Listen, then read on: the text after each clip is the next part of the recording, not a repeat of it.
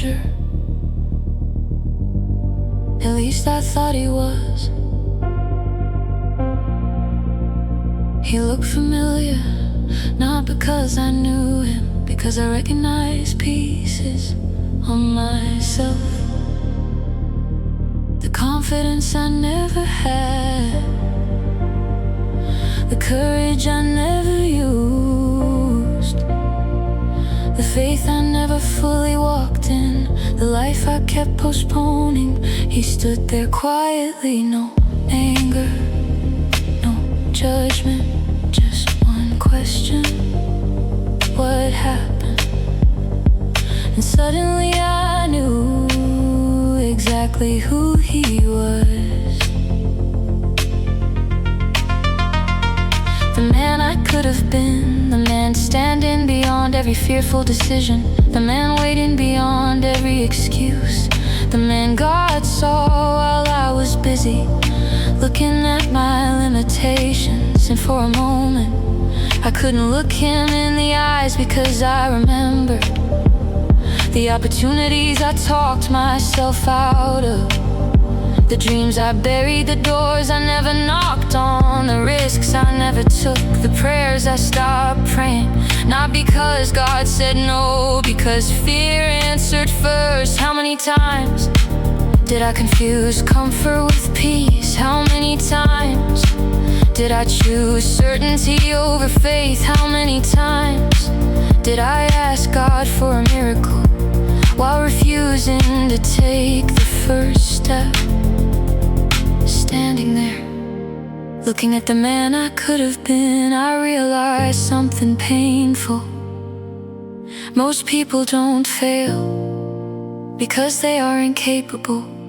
Most people fail because they become loyal to a smaller version of themselves. We build homes inside our comfort zones, then spend years wondering why we never arrived. We call it wisdom, sometimes it's fear wearing wisdom's clothes. We call it patience, sometimes it's fear pretending to be patient. We call it being realistic,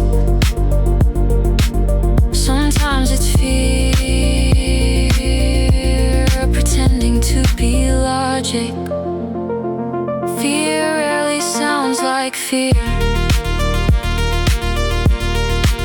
It sounds reasonable, it sounds responsible, it sounds safe, until years pass and one day you wake up looking at a life you never intended to live.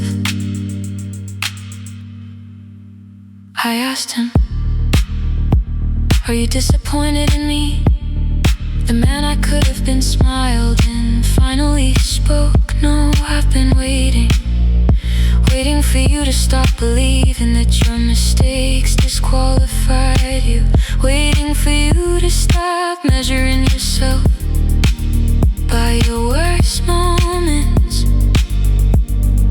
waiting for you to stop asking whether you're enough, start asking whether God is enough.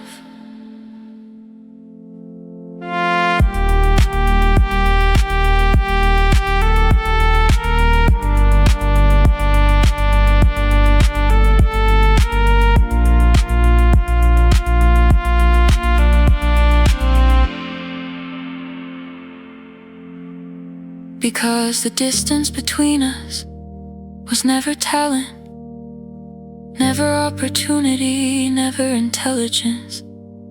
It was trust, trust that God knew what he was doing, trust that his calling was bigger than your fear, trust that obedience matters more than certainty, trust that faith means walking before you have proof. Then he pointed behind me, and I saw thousands of roads, thousands of decisions, thousands of opportunities still ahead. Because as long as you're breathing, the story isn't over.